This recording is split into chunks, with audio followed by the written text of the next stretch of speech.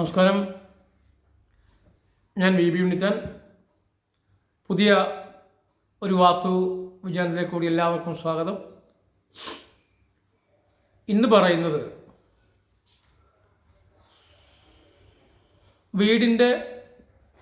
വീടിൻ്റെയും വസ്തുവിൻ്റെയും വശങ്ങൾ അഥവാ മൂലകൾ ഒരുപോലെ വന്നാൽ എന്തു സംഭവിക്കും നമുക്ക് നോക്കാം. അത്തരം വിജ്ഞാനങ്ങൾ ആദ്യമായിട്ടാണ് പറയുന്നത്. വീടിൻ്റെയും വസ്തുവിൻ്റെയും അവസ്ഥയോ അഥവാ വീടിൻ്റെയും വസ്തുവിൻ്റെയും നിർമ്മാണ പ്രവർത്തനങ്ങളോ അല്ലെ അതിൻ്റെ ആകൃതിയോ ഒരേപോലെ ഒരേ വശത്ത് ഒരേ തരത്തിൽ വരുവാണെങ്കിൽ എന്താണ് നമുക്ക് പരിശോധിച്ച് നോക്കാം. ആദ്യം ഇന്ന് നമുക്ക് വടക്ക് പടിഞ്ഞാറിൻ്റെ അവസ്ഥ എടുക്കാം. വടക്ക് പടിഞ്ഞാറിനെ പറ്റി പല വീഡിയോ നമ്മൾ ചെയ്തിട്ടുണ്ട്. പക്ഷേ വടക്ക് പടിഞ്ഞാറിൽ സംഭവിക്കുന്ന വസ്തുവിനും വീടിനും സംഭവിക്കുന്ന വാസ്തു പ്രശ്നങ്ങൾ നമുക്ക് അല്പം വിശദമായി പരിശോധിക്കാം. വടക്ക് പടിഞ്ഞാറ് എന്ന് പറയുന്നത് നിങ്ങൾക്കൊക്കെ അറിയാവുന്നതുപോലെ, ഞാൻ പലപ്പോഴും പറയാറുള്ളത് പോലെ, നമ്മുടെ വീടിൻ്റെ ഉയർച്ചയുടെ ഭാഗമാണ് വടക്ക് പടിഞ്ഞാറ്.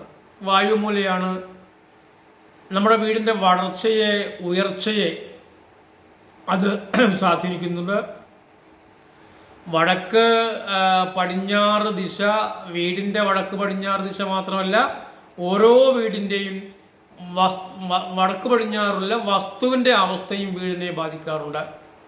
ചിലരൊക്കെ തെറ്റിദ്ധാരണപരമായിട്ട് പല ചോദ്യങ്ങളും ചോദിച്ചുകൊണ്ട് അവർ കൂടി ഇത് കേൾക്കണം. വടക്ക് പടിഞ്ഞാറിലെ പ്രശ്നമില്ല, വീടിന് മാത്രമേ ഇഷ്യൂ ഉള്ളൂ എന്ന് ചോദിക്കുന്ന ഒരുപാട് ആളുകളുണ്ട്. അതുകൊണ്ടാണ് ഈ ഒരു മൈനോട്ട് ആശയം കൂടി നമ്മൾ എടുക്കാൻ തീരുമാനിച്ചത്.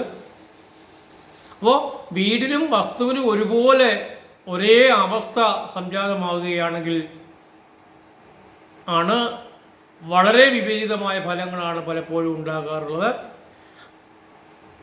തലമുറയുടെ ഭാഗമാണ്, വളർച്ചയുടെ ഭാഗമാണ്, അതുപോലെ തന്നെ ആ വീടിൻ്റെ ഗൃഹനാഥൻ്റെയും ഭാഗമാണ്, ആ വീടിൻ്റെ മനസ്സിൻ്റെ ഭാഗമാണ്, ആ വീടിൻ്റെ തലമുറകളുടെ ഭാഗമാണ് വടക്ക് പടിഞ്ഞാറ്. വടക്കും പടിഞ്ഞാറും വീടിനും വടക്കും പടിഞ്ഞാറും വസ്തുവും യാതൊരു കാരണവശാലും വടക്ക് പടിഞ്ഞാറ് കോണ് കൊണ്ട് തള്ളി വരികയോ അല്ലെങ്കിൽ ഉയർന്നു നിൽക്കുകയോ അല്ലെങ്കിൽ മൊത്തം വസ്തുവിൻ്റെ ഉയരത്തിൽ നിന്ന് ഒരുപാട് താണു പോകുകയോ ഉയർന്നു പോകുകയോ ചെയ്യാനും പാടില്ല. പ്രത്യേകിച്ച് വസ്തു യാതൊരു കാരണവശാലും കോൺ ആകൃതിയിൽ വരാൻ പാടില്ല. കോണെന്ന് വെച്ചാൽ നമ്മുടെ രണ്ട് വിരലുകൾ ഇങ്ങനെ വെച്ച് കഴിഞ്ഞാൽ ഈ രീതിയിലേക്ക് വസ്തു പോകും, ഇങ്ങനെ വന്നിക്കുകയാണ്. അത് പലയിടത്തും സംഭവിക്കുന്നത് കോൺ ആകൃതിയിൽ വസ്തു വരുമ്പോൾ വീടിൻ്റെ വടക്ക് പടിഞ്ഞാറിലും എന്തെങ്കിലും നിർമ്മാണ വൈകല്യം കൂടി ഉണ്ടെങ്കിൽ അത് ഏറ്റവും ആദ്യം അത് ബാധിക്കുന്ന ആ വീട്ടിലെ ഗൃഹനാഥനെയാണ്. ഗൃഹനാഥനെയും ബാധിക്കും, മക്കളെയും ബാധിക്കും. ആ വീട് ഒന്നിനൊന്നിന് അസ്ഥിരപ്പെട്ടുകൊണ്ടേയിരിക്കും. അസ്ഥിരതയും രോഗാവസ്ഥയുമായിരിക്കും ആ വീടിനെ ഏറ്റവും കൂടുതൽ ഭരിക്കുക. നിങ്ങൾ മനസ്സിലാക്കേണ്ട ഒരു കാര്യം, അത് എന്തുകൊണ്ടാണ് സംഭവിക്കുന്നത് നമുക്ക് പരിശോധിക്കേണ്ടതുണ്ട്. ഈ ഭൂമിയിലാകെ ഊർജങ്ങളാണുള്ളത്. വടക്ക് പടിഞ്ഞാറിലെ ഊർജം എന്ന് പറയുമ്പോൾ വായുവുമായി ബന്ധപ്പെട്ട അൾട്രാവയലറ്റ്സും ഇൻഫ്രാറെഡ്സും കൂടി ഇടകലർന്ന് വരുന്ന ഊർജങ്ങളാണുള്ളത്. അപ്പോൾ ഈ വടക്ക് പടിഞ്ഞാറ് വായുവുമായി ചേർന്ന്, അതായത് വായുവിൻ്റെ അധിക സാന്നിധ്യവും അവിടെ ഉണ്ടാകുന്ന ഊർജങ്ങളും തമ്മിൽ ഇടകലരുമ്പോൾ ആ വടക്ക് പടിഞ്ഞാറ് അസ്വാഭാവികമായ ഊർജ പ്രഹരണ പ്രസരണ മേഖലയിലേക്ക് ചേഞ്ച് ആവും. അതെങ്ങനെയാണ് മനസ്സിലാക്കേണ്ടത്? വടക്ക് പടിഞ്ഞാറ് നമുക്കറിയാം, വടക്ക് പടിഞ്ഞാറ് എപ്പോഴും അസ്ഥിരപ്പെടുത്തുന്ന ഊർജങ്ങളാണുള്ളത്, മനസ്സിനെ ഭരിക്കുന്ന ഊർജങ്ങളാണുള്ളത്. മനസ്സിനെ എങ്ങനെ ഭരിക്കുന്നതാ? മനസ്സിനെ ചെറിയ കാര്യങ്ങൾക്ക് പോലും താങ്ങാനാകില്ല. അവിടെ ആളുകൾക്ക് ചെറിയ കാര്യങ്ങൾ വന്നാൽ പോലും അവർക്ക് സഹിക്കാനാകില്ല. മനസ്സ് അസ്വസ്ഥപ്പെട്ടുകൊണ്ടേയിരിക്കും. അത് അത്തരം വീടിൻ്റെ എങ്ങനെയാണ് വടക്ക് പടിഞ്ഞാറ് അങ്ങനെ സംഭവിക്കുന്ന രണ്ട് തരത്തിൽ. ഒന്നുകിൽ സിറ്റ് ഔട്ട് വരിക, വടക്ക് പടിഞ്ഞാറ് സിറ്റ് ഔട്ട് തള്ളി നിൽക്കുക. വടക്ക് പടിഞ്ഞാറ് സിറ്റ് ഔട്ട് തള്ളി നിൽക്കുമ്പോൾ സ്വാഭാവികമായിട്ടും വടക്ക് കിഴക്ക് എൽ ഷേപ്പിലേക്ക് വീട് കൺവേർട്ട് ആയിട്ടുണ്ടാവും. അതുപോലെ തന്നെ വടക്ക് പടിഞ്ഞാറിലേക്ക് വീട് തള്ളി നിൽക്കുമ്പോൾ തന്നെ ആ വടക്ക് പടിഞ്ഞാറ് ഇങ്ങനെ കൂർത്ത മരം പോലെ വസ്തു വന്നിരിക്കുക, അല്ലെങ്കിൽ അവിടെ ഒരു വലിയ വഴി പോവുക, അല്ലെങ്കിൽ അതിനോട് ചേർന്ന് ഇപ്പുറം തന്നെ ഗേറ്റ് വന്ന് നിൽക്കുക, പ്രധാന ഗേറ്റ്. ഇത്തരം കാര്യങ്ങളൊക്കെ ഉണ്ടായാൽ വളരെ ദോഷമായ ഫലങ്ങളാണ് പ്രദാനം ചെയ്യുന്നത്. ആ വീട്ടിലെ ആളുകൾ സാമ്പത്തികമായ ഒരു സ്ഥിരതയ്ക്ക് വേണ്ടി ഒരുപാട് ഓടേണ്ടി വരും. ഗൃഹസാധനമൊക്കെ അപ്രതീക്ഷിതമായ സംഭവങ്ങളിലേക്ക് മാറാൻ സാധ്യതയുണ്ട്. ജീവഹാനി പോലും ഉണ്ടാകാൻ ഭയങ്കര സാധ്യതയാണ് ഗൃഹനാഥന്. കുട്ടികളെ സംബന്ധിച്ചൊക്കെ, വീട്ടിൽ താമസിക്കുന്ന കുട്ടികളെ സംബന്ധിച്ചൊക്കെ മറ്റ് കുട്ടികൾ ചിന്തിക്കാത്ത രീതിയിൽ അവർ ചിന്തിച്ചേക്കാം. കാര്യം അവർക്ക് അവരുടെ മനസ്സിനെ എന്തെങ്കിലും ചെറിയൊരു കാര്യം ബാധിച്ചാൽ അത് താങ്ങാനുള്ള ശേഷി അവർക്കുണ്ടാവില്ല. അവരതിൽ നിന്ന് ഒളിച്ചോടാൻ ശ്രമിക്കും. ഇനി അങ്ങനെ ചെയ്തില്ലെന്നിരിക്കട്ടെ, അവരേതെങ്കിലും വലിയ അപകടത്തിൽപ്പെടാം. വാഹനാപകടത്തിനുള്ള ഭയങ്കര സാധ്യതയുണ്ട്. നമ്മൾ മനസ്സിൽ പോലും ചിന്തിക്കാത്ത അപ്രതീക്ഷിതമായ ദുരന്തങ്ങൾക്കും അത് കാരണമാകാറുണ്ട്. ആ വീട്ടിലെ കുട്ടികളൊക്കെ ഒറ്റപ്പെട്ടു പോകാൻ സാധ്യതയുണ്ട്. ആ കുട്ടികൾക്ക് മുന്നോട്ട് പോകാനുള്ള പ്രയാണം, രക്ഷകർത്താക്കളാണല്ലോ കുട്ടികളുടെ ഏറ്റവും വലിയ ശക്തി, സമ്പത്തെന്ന് പറയുന്നത്. അപ്പോൾ ആ സമ്പത്തും ശക്തിയുമൊക്കെ ക്ഷയിക്കാൻ ഇത്തരം നിർമ്മാണത്തിന് കാരണമാകും.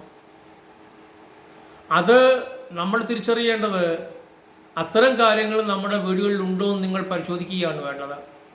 നിങ്ങളുടെ വീടുകളിൽ വടക്ക് പടിഞ്ഞാറ് സിറ്റ് ഔട്ടായിട്ട് തള്ളി നിൽപ്പുണ്ടോ, വടക്ക് പടിഞ്ഞാറ് വസ്തു തള്ളി നിൽപ്പുണ്ടോ, അതേ ആംഗിളിൽ ആ വടക്ക് പടിഞ്ഞാറിലേക്ക് വസ്തു തള്ളി നിൽക്കുന്ന അതേ ആംഗിളിലാണോ വീടിൻ്റെ പ്രധാന വാതിലുള്ളത്? ഈ മൂന്ന് കാര്യങ്ങൾ മാത്രം മതി ആ വീടിനെ അസ്ഥിരതയിലേക്ക് കൊണ്ടുപോകാൻ പര്യാപ്തമാവുന്നത്. നിങ്ങൾക്ക് തന്നെ കണ്ടെത്താവുന്നതാണ് പ്രശ്നങ്ങൾ. ഇനി ഞാൻ ഈ പറഞ്ഞ അപ്രതീക്ഷിതമായ അപകടങ്ങളോ അപ്രതീക്ഷിതമായ നഷ്ടങ്ങളോ മാനസിക പ്രശ്നങ്ങളോ കൂടാതെ വളരെ വലിയ ഗുരുതരമായ രോഗങ്ങൾക്ക് കാരണമാകുന്നത്. ശ്വാസകോശ സംബന്ധമായ അസുഖങ്ങൾ അവൻ കൊണ്ടുതരും. ശ്വാസകോശമായ അസുഖങ്ങൾ കൊണ്ടുതരും എന്ന് മാത്രമല്ല, നമ്മുടെ ഇമ്മ്യൂൺ സിസ്റ്റത്തെ, രോഗപ്രതിരോധ സംവിധാനത്തെ അത് പാടെ ബാധിക്കും. വീടിൻ്റെ മൊത്തം ഉയർച്ചയെ അത് സാരമായി ദോഷം ചെയ്യും. അതുകൂടാതെ അവിടെ സംഭവിക്കുന്ന വേറൊരു ഏറ്റവും വലിയൊരു കാര്യം അസ്ഥിരതയാണ്. എന്തിലൊക്കെയാ? ആരോഗ്യത്തിൽ അസ്ഥിരത, ജോലിയിൽ അസ്ഥിരത, വരുമാനത്തിൽ അസ്ഥിരത, ബന്ധങ്ങളിൽ അസ്ഥിരത, സുഹൃബന്ധങ്ങളിൽ അസ്ഥിരത. രക്തബന്ധങ്ങളൊക്കെയായി തമ്മിൽ വളരെ മനസ്സുകൊണ്ട് അത് പ്രകടമാക്കിയില്ലെങ്കിൽ പോലും മനസ്സുകൊണ്ട് ബന്ധുക്കളുമായിട്ടൊക്കെ വളരെയേറെ അകന്നു പോകാനിടയാകും ഇത്തരം വീടുകൾ. എത്ര ഓടിയാലും ആ വീടിനെ ഉയർത്തിക്കൊണ്ടു പോകാൻ കഴിയില്ല. അപ്പോൾ വടക്ക് പടിഞ്ഞാറിലെ ഒരേ തരത്തിൽ വീടും ഒരേ തരത്തിൽ വസ്തുവും വടക്ക് പടിഞ്ഞാറിൽ ഇങ്ങനെ കൂർത്ത മുന പോലെ വരുന്നത് ഒരിക്കലും നമുക്ക് അഭികാമ്യമായ ഒരു ആസ്പെക്റ്റല്ല. അത്തരം കാര്യങ്ങൾ വരുമ്പോൾ നമുക്ക് എങ്ങനെയാണ് അതിനെ പരിഹരിക്കാൻ കഴിയുക, അതുകൂടി നോക്കാം. ഈ ദോഷവശങ്ങൾക്ക് പരിഹാരമില്ലേ? അത് നേർദിശയിലുള്ള ഭൂമിയാണെങ്കിൽ ആ വടക്ക് പടിഞ്ഞാറിലേക്ക് തള്ളി നിൽക്കുന്ന ഭാഗം കൊണ്ട് ഒരു മതിൽ കെട്ടിക്കൊടുക്കുക. ആ ബാക്കിയുള്ള പ്രദേശത്തേക്ക് നമുക്ക് ഇറങ്ങാനായിട്ട് ചെറിയതായിട്ടൊരു വാതിൽ കൊടുക്കുക. അപ്പോൾ തള്ളി നിൽക്കുന്ന മൂലകളിലെ കോണായി വടക്ക് പടിഞ്ഞാറ് കോണായി വന്നു പോയ ഭാഗത്തിലെ ദോഷം മാറും. കോണായി ഒഴുകുന്ന ഊർജം റെക്റ്റാങ്കിളായി ചതുരാകൃതിയിൽ ഒഴുകാനിടയാകും. അപ്പോൾ അത് ദോഷം മാറും. വടക്ക് പടിഞ്ഞാറ് കാർപോർച്ചോ അതോ വടക്ക് പടിഞ്ഞാറ് സിറ്റ് ഔട്ടായിട്ട് തള്ളി നിൽക്കുകയോ ചെയ്താൽ, അങ്ങനെ ചെയ്തിട്ടുണ്ടെങ്കിൽ ആ തള്ളി നിൽക്കുന്ന ഭാഗത്തെ അടച്ച് മുറിയാക്കി എടുക്കുക. എന്നിട്ട് വടക്ക് കിഴക്ക് ഭാഗത്തെ സിറ്റ് ഔട്ടായിട്ട് കൺവേർട്ട് ചെയ്യുക. ഇനി വടക്ക് പടിഞ്ഞാറ് കാർപോർച്ചാണ്, വടക്ക് കിഴക്ക് അല്ലെങ്കിൽ വടക്ക് പടിഞ്ഞാറ് കാർപോച്ചാണ് വന്നിട്ടുണ്ടെങ്കിൽ വടക്ക് കിഴക്കിനെ സിറ്റ് ഔട്ട് നിർത്തിക്കൊണ്ട് കാർപോച്ച് പുറത്തേക്ക് ചെയ്യുക. കാർപോർത്ത് പുറത്തേക്ക് ചെയ്യാൻ മറ്റ് കെട്ടിടത്തിന് ചെയ്യുമ്പോൾ കെട്ടിടത്തിനെ ബാധിക്കാൻ പാടില്ല, വീടിനെയും മതിലിനെയും ബാധിക്കാൻ പാടില്ല. വീടും മതിലും ബാധിക്കാതെ വേണം നമ്മൾ കാർപോച്ച് പുറത്ത് ചെയ്യുവാൻ. നിങ്ങൾക്ക് ഞാൻ ഈ പറയുന്ന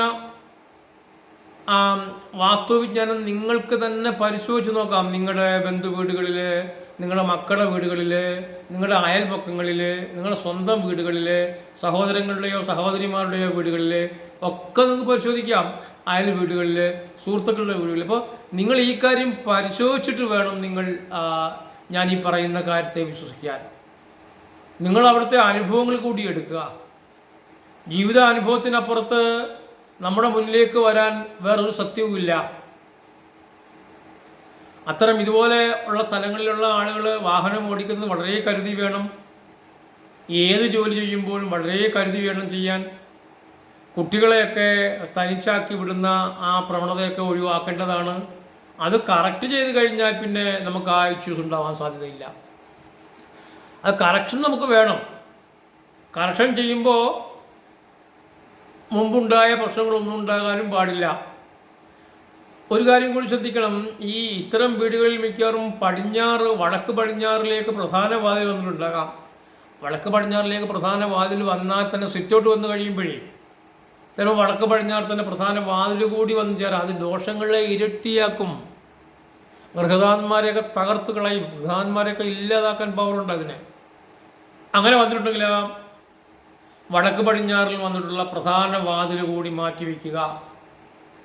വടക്ക് പടിഞ്ഞാറിലെ വാതിൽ മാത്രമല്ല, വടക്ക് പടിഞ്ഞാറിൽ വന്നിട്ടുള്ള വാതിലിന് പിന്നിലേക്ക് വേറെ ജനലൊന്നും കുഴപ്പമില്ല, വേറെ സെയിമായിട്ട് വാതിൽ കൊടുത്തിട്ടുണ്ടെങ്കിൽ അവ കൂടി ഒരല്പം മാറ്റി സ്ഥാപിക്കുന്നത് ഗുണകരമായ വാസ്തു സംവിധാനത്തിന് കാരണമാകും. ഇത്തരം ദോഷങ്ങളൊക്കെ മെല്ലെ മെല്ലെ മാറിപ്പോകുന്നത് കാണാം. ഈ വാസ്തുവിജ്ഞാനം എന്ന് പറയുന്നത് ഓരോ ആളുകളുടെയും ജീവിതം ഈസിയാക്കുന്നതിന് വേണ്ടി, ദോഷമില്ലാതെയാക്കുന്നതിന് വേണ്ടി, ഭാഗ്യം തരുന്നതിന് വേണ്ടി, അപകടങ്ങൾ ഇല്ലാതാക്കുന്നതിന് വേണ്ടിയാണ് തിരിച്ചറിയണം. ഇതിനെ നിങ്ങൾ സ്വീകരിക്കേണ്ടത് സ്വന്തം അനുഭവങ്ങൾ എടുത്ത് മാത്രമായിരിക്കണം. അല്ലാതെ നിങ്ങളിത് സ്വീകരിക്കേണ്ടതില്ല. ഞാൻ പറയുന്നതിന് നിങ്ങൾ ഒരിക്കലും അന്ധമായി വിശ്വസിക്കരുത്. ഞാൻ എപ്പോഴും നിങ്ങളോട് പറയാറുണ്ട്, നിങ്ങൾ നിങ്ങളുടെ ജീവിത അനുഭവങ്ങൾ എടുക്കുക, അത് പരിഗണിച്ച് നോക്കുക. അതുകൊണ്ട് ആ ജീവിതാനുഭവങ്ങൾ മാത്രം പരിഗണിച്ച് നിങ്ങൾ ഞാൻ പറയുന്ന വാസ്തുവിനെ സ്വീകരിക്കുക. അത് സ്വീകരിക്കുമ്പോൾ നിങ്ങൾ മാറ്റം വരുത്തുമ്പോൾ നല്ല നല്ല ലൈഫാണ് നിങ്ങളുടെ മുന്നിൽ വന്നണയുക. അതുകൂടി തിരിച്ചറിയുക. ദോഷങ്ങളും ദുരിതങ്ങളും നഷ്ടങ്ങളുമാണ് മാറിപ്പോവുക, രോഗങ്ങളാണ് മാറിപ്പോവുക, സാമ്പത്തിക അസ്ഥിരതയാണ് മാറിപ്പോവുക. അപ്പോൾ നിങ്ങളുടെ വീടുകളിൽ വീടും വസ്തുവും ഒരുപോലെ ഒരേ ഭാഗം വടക്ക് പടിഞ്ഞാറ് ഇങ്ങനെ തള്ളി വന്നിട്ടുണ്ടെങ്കിൽ വേഗം അത് ശരിപ്പെടുത്തി നന്നാക്കിയെടുക്കുക. ആർക്കും ദുരന്തങ്ങളും ഇല്ലാതാകട്ടെ എന്ന് പ്രാർത്ഥിക്കുന്നു. അടുത്ത ഒരു വീഡിയോയിൽ വരുന്നവരെല്ലാവർക്കും നന്ദി, നമസ്കാരം.